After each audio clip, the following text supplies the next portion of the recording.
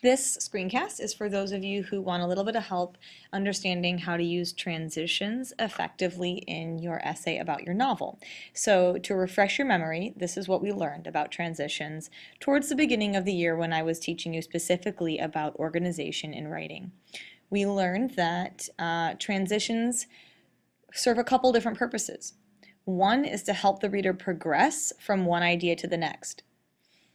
The other is that transitions are used to show relationship between the facts that you're giving and the ideas that you are using these facts to support. In this case, when I say facts, we can think of that in terms of the examples directly taken from your novel. Each of you have found examples from the novel that you believe support the ideas that authors use certain techniques to create empathy. So right now in this screencast, these are the two uses of transitions I'm going to focus on. I'm not right now going to focus on transitions that are used to signal the wrap up or the closing. We're going to look at how to move people through your ideas from one to the next, and also how to show a relationship between the examples you're giving and the ideas that they're supporting. So we're going to start here, and what I've done is I've written some topic sentences, basically 3 topic sentences for 3 body paragraphs in order. On the left-hand side, I'm going to show you just basic, proficient transitions in topic sentences that move from one idea to the next within paragraphs. Then I'm going to show you a more sophisticated version that could be used for the exact same paragraphs. It could be the same ideas in these paragraphs, but a more sophisticated version of them. So let's take a look here at the first one. I'm using the book thief as my example here. So sentence number 1 for body paragraph number 1, the topic sentence. One technique Markus Zusak uses to create empathy is revealing private details about a character. Accurately previews what the rest of the paragraph is going to be about, and that starts us off. The next body paragraph, here's your transition from the first one to the second one. Another technique Zusak uses to help his readers empathize is dramatic irony. So when we see this phrase here, another technique that Zusak uses, you're building on, you're adding on to that first technique. So this is showing transitions that show movement or progress from one idea to the next. We have one technique here and another technique here. And then we come down and see another basic way to move forward. Lastly, the author chooses to write the novel from Death's perspective, which creates empathy in a unique way. So you can see that this is moving your reader from the first technique, which is revealing private details, to another technique, which is dramatic irony, and to the last technique, which is the choice of narrator, telling it from Death's perspective. And the transition words used here are pretty basic, but they're effective. Let's take a look at the same ideas expressed in more sophisticated language.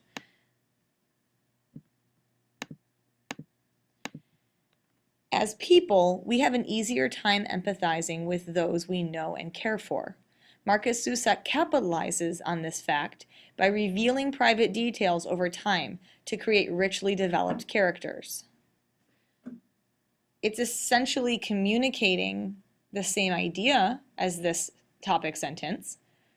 I'm introducing that this paragraph is going to focus on how Markus Zusak uses personal and private details about a character to help you empathize with them.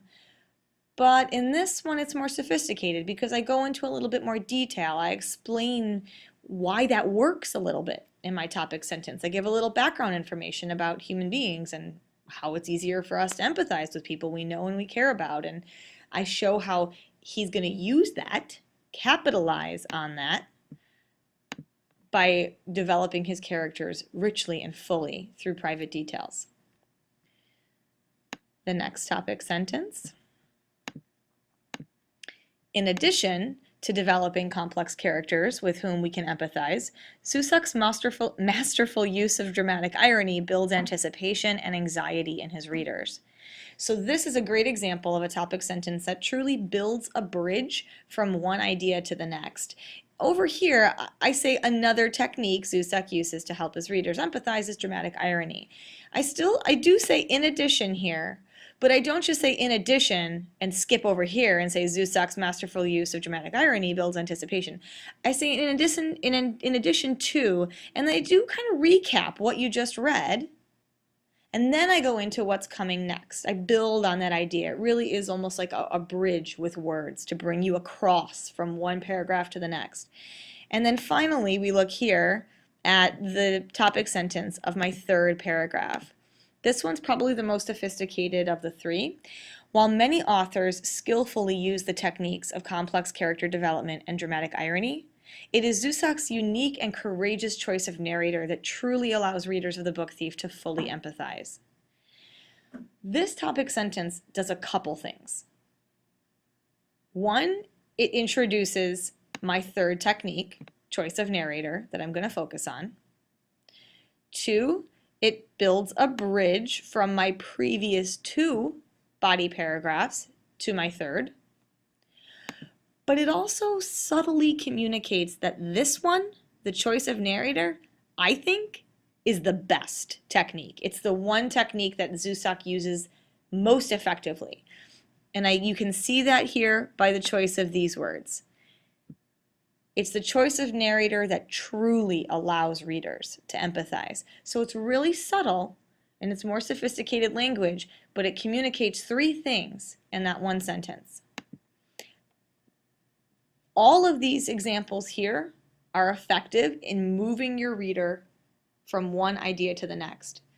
The sentences on the left are basic and accurate. The sentences on the right add another layer of sophistication to that movement from one idea to the next. They do more than one job in one sentence.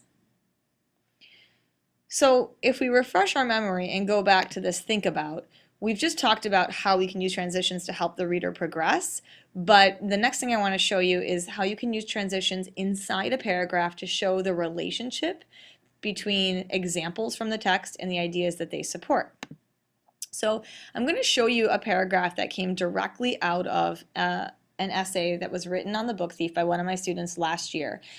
In blue, I've highlighted the transition words and phrases that help ideas progress and move through the paragraph. Just like we can move through an essay with first, in addition, and lastly, you can do the same thing inside the paragraph. This student gave 3 different examples from the text to support his thinking. Okay? But in red, I've highlighted the transition words and phrases that the student used to show the relationship between the quote or the example and his point he is trying to prove with that quote or example.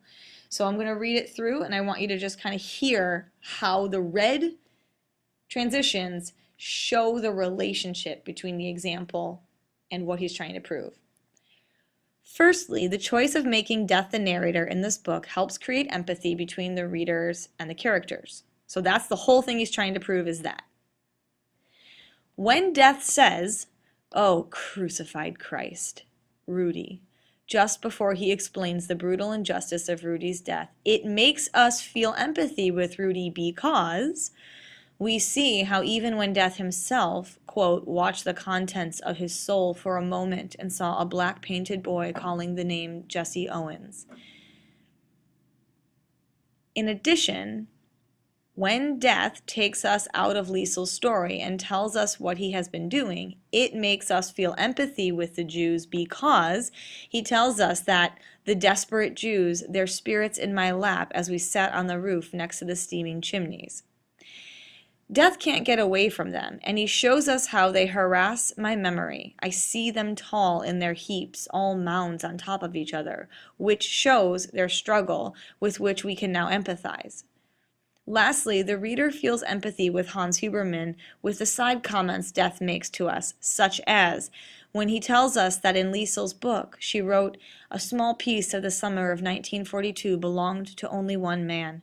Who else would do some painting for the price of half a cigarette? That was Papa." By showing us this piece of writing, we empathize with him because we know how poor he is, and yet he paints for so cheap. By making Death the narrator, readers are able to empathize with characters better. Now, I hope As I was reading that out loud, some of you were kind of cringing a little bit and you saw some problems with this paragraph. This is by no means a perfect paragraph. He needs some work on how to effectively weave quotes into the body of his writing and how to fully explain why he's using those quotes. I can teach you that in another screencast. This is not perfect. There are problems with this, but there are lots of different places where he used transitions to show the relationship between the example from the text and what it does. So I'm using this just to highlight that kind of language. Take a look at it. I hope it helps.